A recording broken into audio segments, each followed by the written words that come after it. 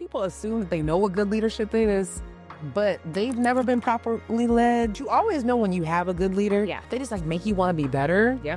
And it doesn't feel like work. Leadership really, to me, starts with following your passion and leading with kindness, and then also just being willing to roll up your sleeves and do the hard work and be able to do every one of your employees' jobs. People listen to money, and I think my ability to drive money and show people that absolutely women's athletics are viable, and it was all about people getting access and exposure to it.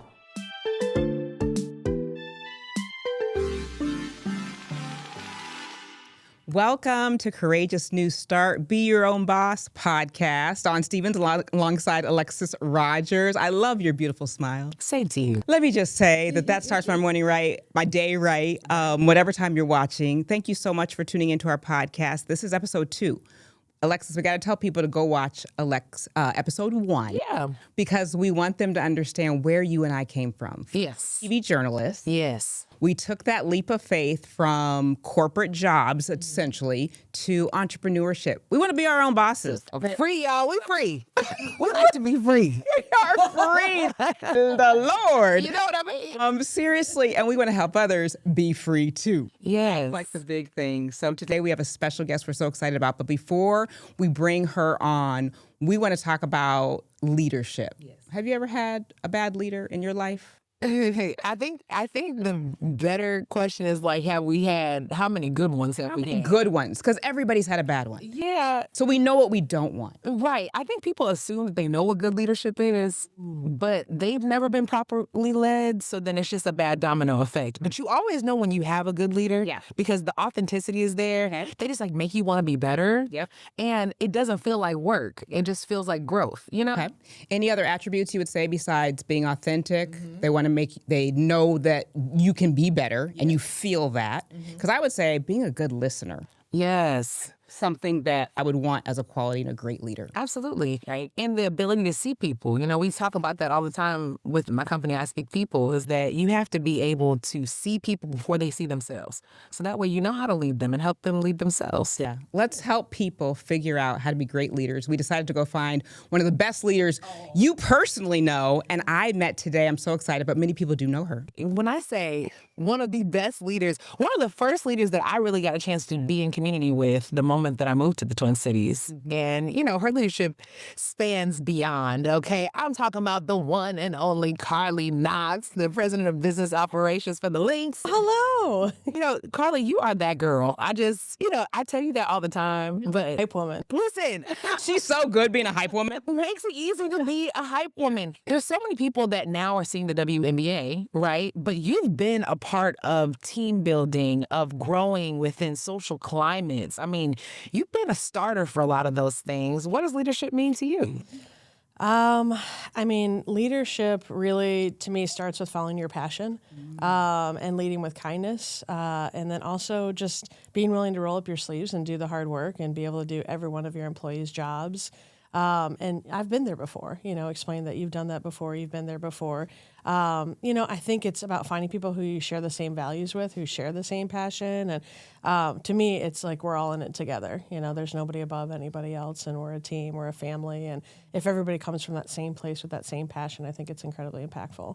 I'm going to put this out here first just because I feel like so many people are in their jobs right now. And if they're not fulfilled, they may have a manager or a leader and they say, I don't want to be like that. I know I did that because I knew what I wanted to be, and I intentionally do things a certain way because of what I saw in the past that I didn't like. Yeah.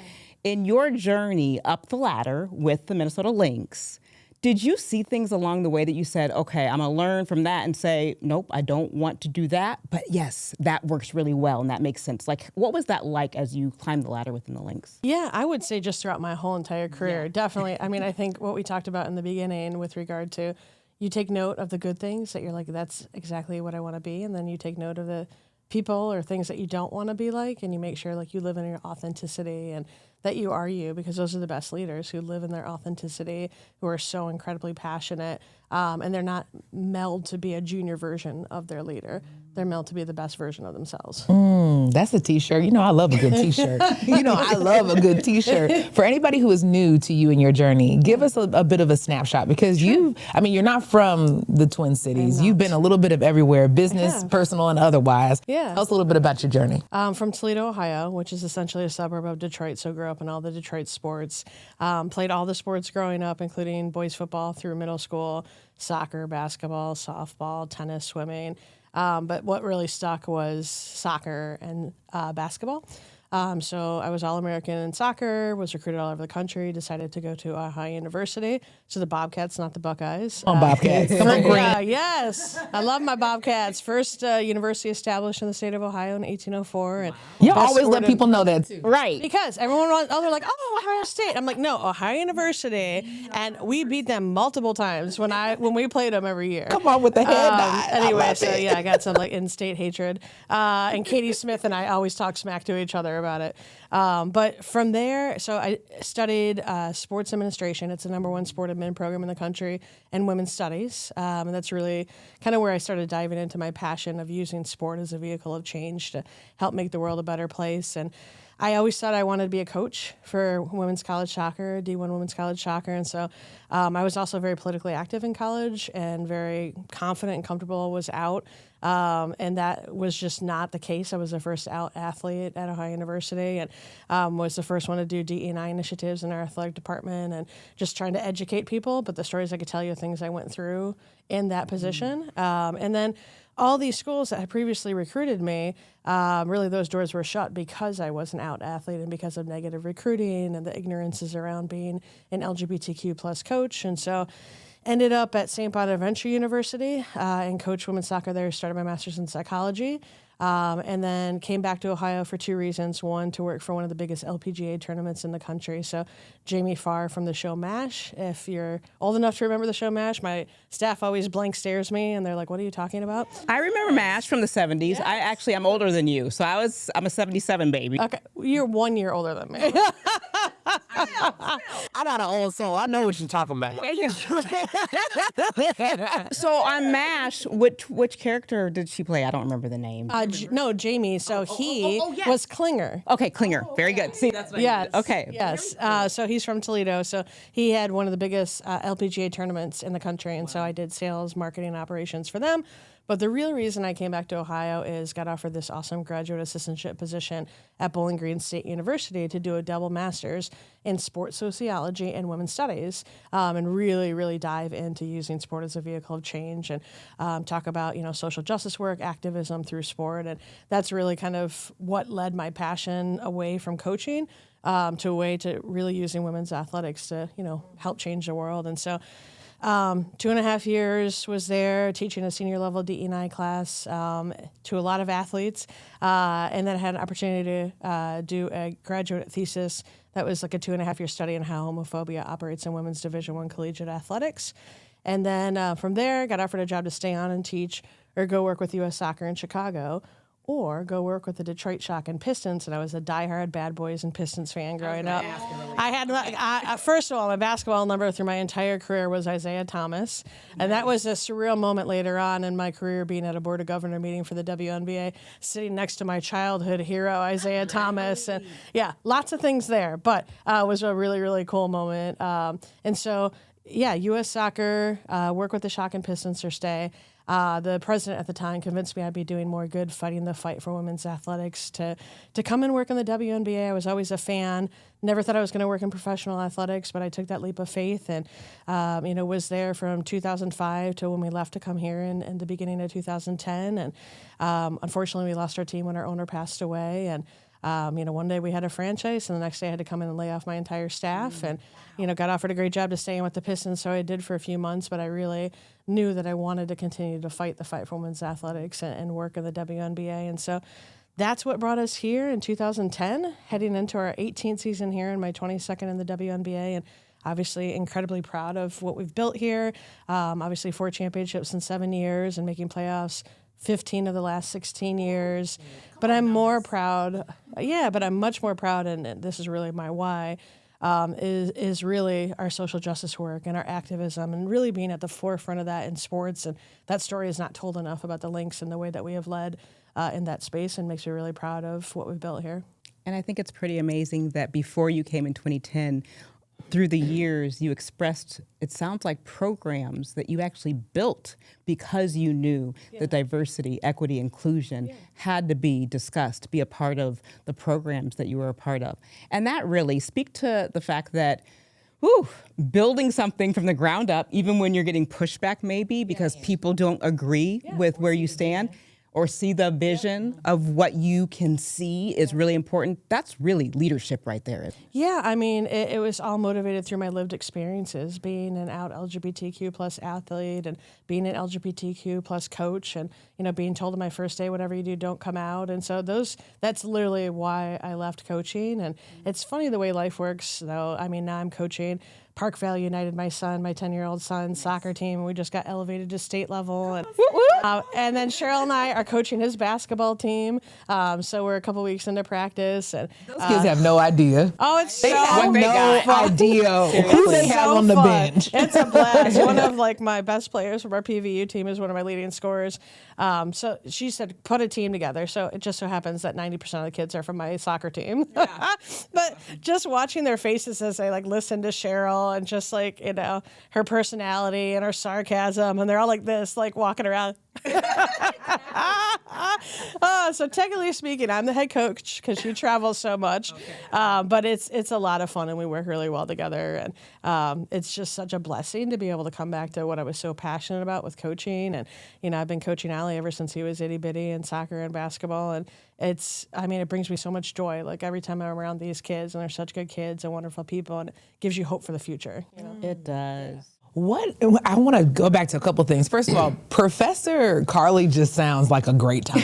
I'm trying to be in the class, right? Okay? Seriously. I'm trying to learn the things, all right? But two, take me back to, just out of college, Carley, or, maybe college going into professionalism, Carley. What were you hyping yourself up in the mirror saying to have such an entrepreneurial spirit? Because you've always had it. Here's drum, here's the beat, and you're like, look, I'm going to do my own thing in between these things. I mean, I think I've always been who I am, playing on the boys' football team, and parents coming up to my parents and being like, what are you doing? She's not going to be able to have children because you're letting her play football, tackle football with boys, and how ignorant that was. And so I've always been one that has been, fighting against the grain and wanting to change the world and make the world a better place, and also standing up to the bullies, really, which you experience as a children, but you experience as adults as well. And I think bosses that I've had, no one's ever going to tell you that I don't speak up.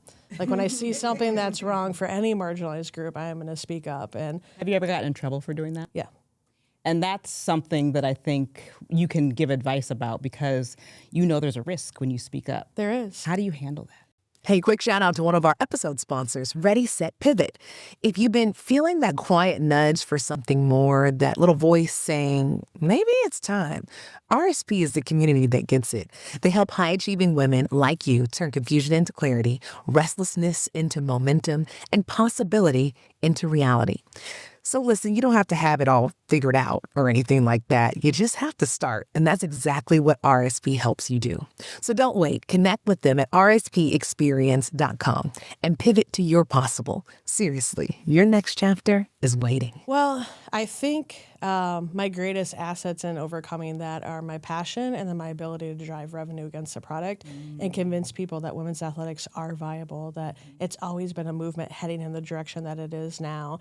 And there's been a lot of us that have been fighting this fight for so long, and people being like, oh, it's just a movement right now, and it's just a pop-up moment right now. And no, we've always been heading in that direction. And so I think my ability to people listen to money, and I think my ability to drive money and show people that absolutely women's athletics are viable, and it was all about people getting access and exposure to it. And then once they did, they fell in love with it, and then they became corporate partners or bought season tickets. And so I think that was my most compelling reason why not to be like, how dare you question me? Right. To get over those moments and try to explain that it's not a disrespectful moment, but it's we can be better and we can do better. But it's interesting that you said driving revenue. It's not interesting. It makes sense. Yeah. Driving revenue was what shut them up. Yeah. Like at the end of the day, as an entrepreneur, we were talking about this. It's about money, you know? And so money equals power. Money obviously equals respect. Yep. Because that's what you were able to get when you said, hey, y'all need to do things differently around here. And they listened to you. I love that you said people listen to money. Like, I literally just heard a bunch of different songs in my head when you said that. I was just like, I mean, there's so many songs, and I'm not trying to get in copyright, problems with that, but I'm just thinking of so many songs. So tell me, I'm an entrepreneur. I see a need to have people listen to money, right? What are some strategies that maybe I can do to get people to see my point in a way where it almost makes them feel like it's their idea? Yeah. So I think when I sit down and meet with a potential partner, for example, I tell my story, like my why, and I want to hear their why and like figure out where we meet within our whys and, how do they want their company to show up in the community? And when people think about X, Y, and Z company, whether it's locally, regionally, nationally, globally, like how do they want to show up? Do they just want to be about making money, or do they want to make an impact? And then what are they passionate about? How can we help really kind of paint that story and have it be a meaningful partnership and not just about slapping their logos up at our games, but more about community impact? And I'll give you an example. This year we did a partnership with Bon Iver. So that's Justin Vernon, and he's originally from Wisconsin and multi-Grammy award-winning artist. And he was coming to games in the past and had an opportunity to meet him. And then we just started talking. He's like, I want to figure out, what we can do, like how I can help more. And I love the Lynx. I love your values. I love your activism. I love everything that you're about. And so, he and I and a couple other folks, we just sat down and started ideating. And this entire partnership that is now a multi-year partnership is up for a CLEO award, which is like one of the biggest sports awards that is in New York. Thank you. Well, fingers crossed. We'll find out in a couple weeks. Good. But he is such an incredible guy, and he's an amazing feminist, and he is so passionate about the Lynx and our activism and social justice work. He also has a nonprofit called To a Billion. And the entire nonprofit is based in raising awareness for domestic violence, sexual abuse, sex trafficking. And so like the synergies couldn't be more perfect between us. And so we created this partnership leaning in with Women's Foundation of Minnesota to raise awareness around sex trafficking in our state, and did an entire game where we built awareness around there and had a panel that he was on. I hosted it. We had somebody from Women's Foundation as well, and just experts in that area. And then we did a really cool event, Music Meets Basketball. And so we did a clinic where we brought in a nonprofit called She Rock that helps young girls pursue their careers in music and overcome barriers as young girls in that male-dominated industry. And they got to hear, I hosted it, they got to hear from Justin. They got to hear from Natisha Heidemann, who is also a rapper, who he is now helping her. And he offered to produce her first album, so she's an incredibly talented rapper. And then Simone Augustus, who is one of our legendary players, who is also a poet. And if you saw her speech at Naismith Hall of Fame, like she is a big, poet and into that now and that art form. And so they got to hear from all of us, and then they actually got to do a basketball clinic with Justin and our academy staff as well. And so it was just like a really special day. And there's a lot of other elements within it, but working with those other nonprofits to bring about change, it's why I do what I do, and it's why he does what he does. And I just think like that is the perfect marriage of a relationship and a partnership. Man, talking about like that braiding of strategy. Like, I mean, it all comes full circle, and you're making sure that everybody gets what they need. Yeah, talk about like whole, well-rounded leadership. Yeah, that's awesome. Man. I think another thing that a leader has to think about is how to keep your team together, keep them cohesive, and deal with conflict resolution. I know a lot of folks that we talk to that are the CEOs of their companies. They might have employees who either are interacting with each other in a negative way, and it's really up to the management to figure out how to solve this problem. I think the thing that comes to top of mind in our industry, being such a male-dominated industry, is on one hand, it's amazing having a brother team, and on the other hand, there's challenges. Right. And so it's overcoming people, like lack of resources, lack of focus, lack of attention, lack of staff that need to be helping us drive this incredible movement and all the revenue that's being driven to women's athletics right now. But you also have a brother team, and the product happens to be bigger, and people tend to go towards that product. We're on our way. I mean, our gates, we're getting closer and closer to Timberwolves gates. I mean, some of our gates, unbelievable the last several years. Like, it's incredible. And so making sure that those staff don't feel marginalized within our entire company. And everything matters. So the language that our leadership uses, the type of employees that we hire, how we make them feel valued and appreciated. All of those things are so important in terms of getting the best out of people and also retaining good people and not making them feel like they're an afterthought and they don't matter. And so, that's something that I talk about all the time, even at the league level, when they used to say, for the referees, for example, they would be in the WNBA and then they would call it a promotion when they go to the NBA. That doesn't set a product up for success. You have to find the people like myself that are incredibly passionate about it. It's apples to oranges. And we should stop saying that one product is an inferior product. And we were doing that within our own organization as well. Like, oh, we're going to take your best seller from the W side and we're going to promote them to a Timberwolves position. And so the language we use matters. And so I would say, for us, it's less of infighting to more like we're all in it together. We're all fighting this fight together, and more of how do we make sure that we're continuing to convince people and build this thing and blow it up. You know what I love so much about the spaces that you all have created, especially within the Lynx, because, we look at professional athletes, right? And pretty much everybody has multiple streams of income after they get to a certain point. But what I love, what's happening with a lot of the players in the W is like, you talk about entrepreneurs. Oh. You have a team full of entrepreneurs. Fee, at this point, just tell Fee to just write the book. Queen Fee, write the book. She has so many entrepreneurial things happening. You talked about Natisha, you talked about, whether it's some of your starters or even people who are on the team, like, I feel like you can't even be in something like the WNBA without having an entrepreneurial mindset if you want your life to be a certain way. Yeah. So what are those conversations like with some of your friends and players? I know you have friends all throughout the league of like what they should do, how they should even go about their entrepreneurial journey while, still showing up in a big way, at the W.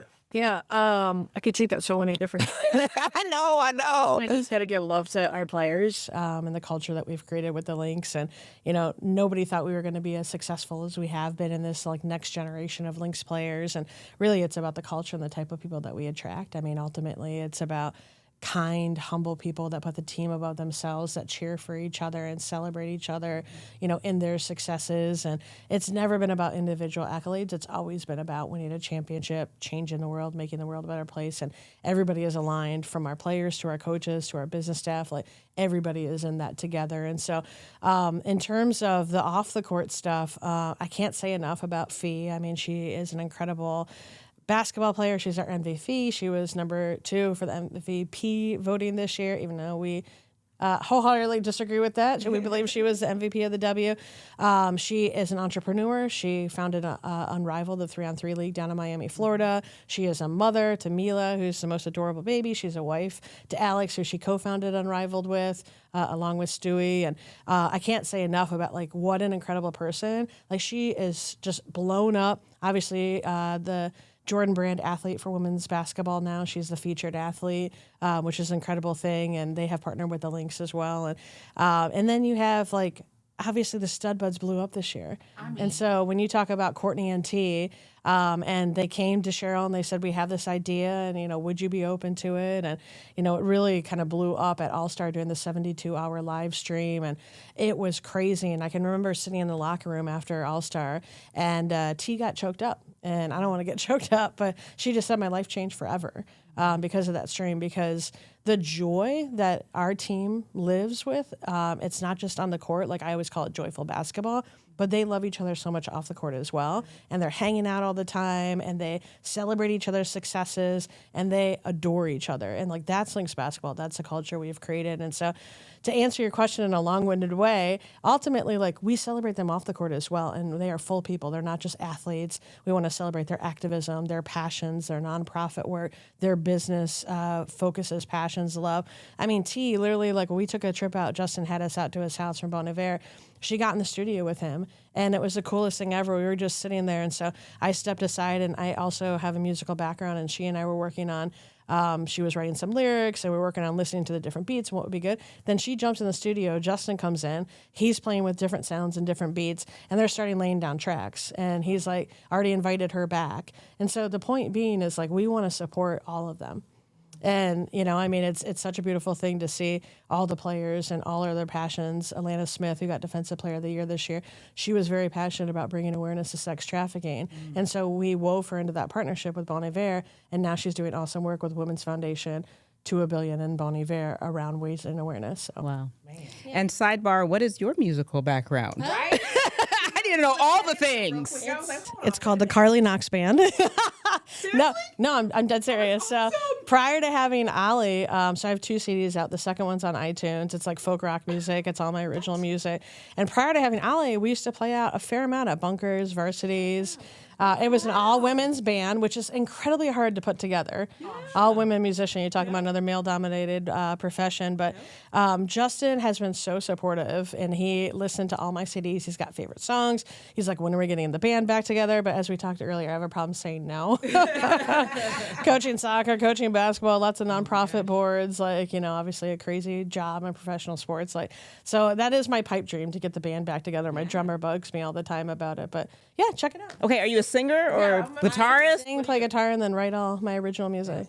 Yeah. You sing and you play guitar and you see. I always knew you had rhythm because after every time after a win, when I see everybody doing the electric slide, you hit the bow part on time because not everybody hits the bow part on time. Not everybody can hit it. I can hit it. I see you, Carly. That is so man. awesome. There's so many. I know we have more things to get to, but when we talk about money, especially with what I'm finding being a female entrepreneur, it's interesting, how it changes the environment a little bit. I mean, my dad, he has made me negotiate for everything. I'm talking about for my first cell phone. It only had one color, y'all. It was just blue. And all you could do was play bricks on it. You know what I mean? But I was so excited for that cell phone. Was that the Tetris? But it was.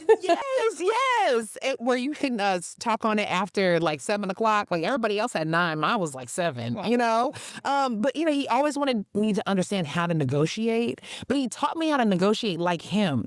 And what I'm finding in my entrepreneurial journey is that sometimes I can't come into certain spaces like how he comes into certain spaces and negotiates because we're not the same. I'm a proud, confident woman who really believes in my business, but people start acting a little funny when you start talking about money. So how do you handle that, or how should entrepreneurs go about, making sure that they're pricing things right and they're getting what they deserve? Yeah. Great question. And it's weird because I'm not a person who cares a ton about money. I've been in women's sports my whole career. And, my dad, who was a financial consultant with Merrill Lynch for 37 years, he's like, you could be making so much more money. And I'm like, yeah, Dad, but I feel like I'm helping to change the world. And that's what motivates me, not money. Now, as I'm talking to other people, I want to inspire them to bring about change, to support women's athletics, to support the players and who they are on and off the court, to bring about change in our community, to help change the world. And so to me, it's not about just slapping $1 down on the table to slap your logo somewhere. It's about being a part of the change and putting your money where your mouths are. Mm-hmm. Yeah. No, that's very important information because it is money makes the world go around, but what's behind it? What's your passion? What's your why when you're dealing with money? Yeah. And I want to kind of go back to a topic that Alexis and I talked quite a bit about. And I know entrepreneurs across the land deal with this because you just touched on it. Girl, you're doing everything. Right. How in the world do we keep that balance, keep the sanity? Yeah. I mean, so what are the tricks that you use when you got to go in and be a leader of the team, director of operations for the whole franchise, you're a coach for your child, you're trying to get the band back together, all the things that we love to do and want to do.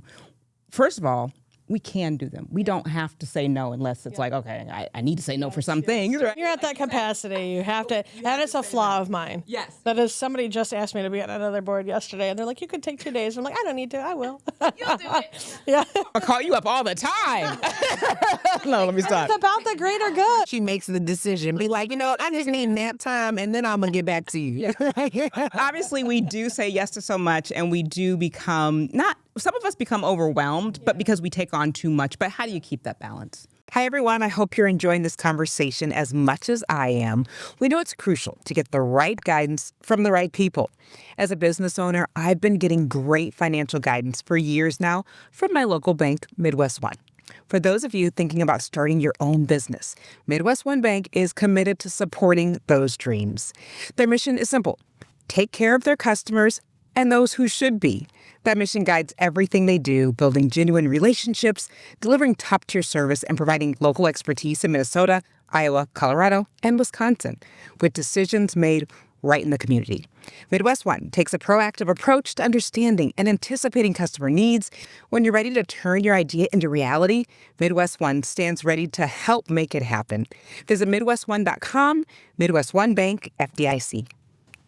I'm not great at it, to be really honest with you.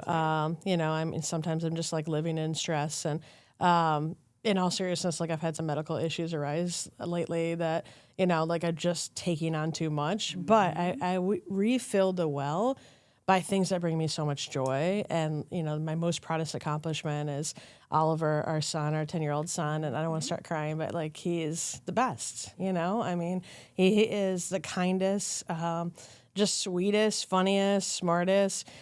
He gets a kindness award at school. Like, oh yeah. Like, if he sees anything unjust or, you name it, sexist, racist, homophobic, he will always speak up. He's an incredible leader. But the kindness thing is like what makes me so incredibly proud. And so I refill the well every time I get to pick him up from school. Every night when I get to be around him, like he is my greatest joy in life and my most proudest accomplishment. And so coaching his soccer and basketball team, like especially like at the state level, everyone's like, you're insane. Like, what are you doing? You're in season right now. Like, what are you thinking? And I'm like, he's 10. He's going to be off to college in 8 years. And those are memories and moments that we'll have for the rest of our lives. And so I'm exhausted and burning the candle at both ends. Like, to me, it's worth it. And same thing for the nonprofit work. Like I've been on the Anne Bancroft board for years and years. And every time I'm around those incredible women, like my well gets refilled. Like it's such a respite for what I get to deal with on the daily that I just like am so fulfilled being around them. So I think leaning into the things that, just bring you so much joy and happiness and remind you of like why we're all here, and that it doesn't matter if somebody has an argument at work. Like none of that stuff matters. Your family matters, the impact you leave, the legacy you leave. Like that's what matters at the end of the day. So refilling the well for you is a way that you handle maybe the stress that comes on when we say yes to too much or we got too much going on. And that's wonderful. With your child, I have an 8 and a 12-year-old. And so, I have a 12. Oh, Lord. I brought them back a few years because I missed when they were 8 years old. But I have a 12-year-old son who's playing basketball right now. Dad's coaching. So maybe you guys can share some tips. Nice. And then I have a 14-year-old daughter who is a teenager. So you just give it a few more years with your son, because when they're teenagers, I was sharing that you need to get them in a community of people who can share positive things with them, that can treat them the way that they need to be treated, that can uplift them. And that's what we're trying to do here, is create that community where we uplift each other. So those little ones, it's all about them. We're doing this for them, right? Because they'll be the next CEOs, they'll be the next presidents. Like those are the ones that are going to, they give you hope for the future, And like it's the best ever, and it's so fulfilling. Yeah. It's amazing to hear you all talk because, I was only 4 months. So, you just wait. But it's so amazing to just see how she's like picking up things. And like, I take a lot of pride in knowing that this is the village that I'm giving her. That, she'll know a Carley and she'll know a Dawn. And, these are just her norms. Right. And I'm excited that she'll go out into the world where it's not the norm and be able to bring them into what is our norm. You know what I mean? Yeah. Right. Oh, come on, community. Well, obviously you've taught Ollie, he's at school, right? You're not there, but he's teaching them and standing up for things that you showed him. And now he's the leader at 8 years old in school. So that's awesome to see that in your little one. You're raising them right. And that makes us feel good as parents, right? When we get that compliment. Because we should do a parenting segment too, like honestly, because that's a whole other challenge in itself. Yeah. So, but okay, let's stick with leadership. I guess we can do that today. It is leadership because you don't get the clock out. I'm telling you, this is the longest job. I'm like, there is no clock out. Job in the world, though. Yeah, I loved it. Yeah, I love it so much. It is. Okay, so we're helping entrepreneurs or those who are ready to take the leap from corporate to entrepreneurship. Okay. And you have given us some gems about what it's like and what it means to be a great leader. So thank you for that. So we're just going to finish with a quick little game of what's more important. Have you played before? I'm like a version of it. It's yeah. nice. Yeah, this I'm or ready. that. What's more important in business? I'll be very curious to see how you answer these. Okay, I'll start with the first one here. What's more important, vision or execution? Vision all day long. Ooh, what's more important, talent or teamwork? Teamwork. I knew you were going to say that based on the conversation. Yes, absolutely. Right? What's more important, winning or growing? I mean, of course, I'm a city growing, but I do sure like to win. I'm about to say, I was like, That's an every. the amount of times that I've seen Carly go like this, like I'm ready. I was like, Alexis gonna say something that I'm not wearing the ring right now. She's ready for some new ones. We can get a picture because let me tell you, I've seen that ring and it is beautiful. Okay, okay. What's more important, consistency or innovation? That's a hard one. Am I allowed to say tie? Nope, we're going to make you pick. If at the end of the day you had to edge one out, consistent or innovative? It's really hard for me because I think they're both Incredibly important. Yeah, I get that. That's right. Is there one that feels like it's more pertinent as far as like, you know, like if we don't do anything else, we at least need to do this. You got to show up, you know? So I'm thinking about consistently showing up and how you show up and, you know, how you lead by example and roll up your sleeves and go to work every day and lead with kindness and treat people the way that you would want to be treated. And so I think that's incredibly important. I also think it's important to have bigger picture thinking and, you know, the innovation, the new ideas, how we're going to grow this thing. And so I don't know. I might have to opt out on that question. I feel like you gave us the answer. We'll find one in there. I like to. I think I know how you're going to answer this. Empathy or accountability?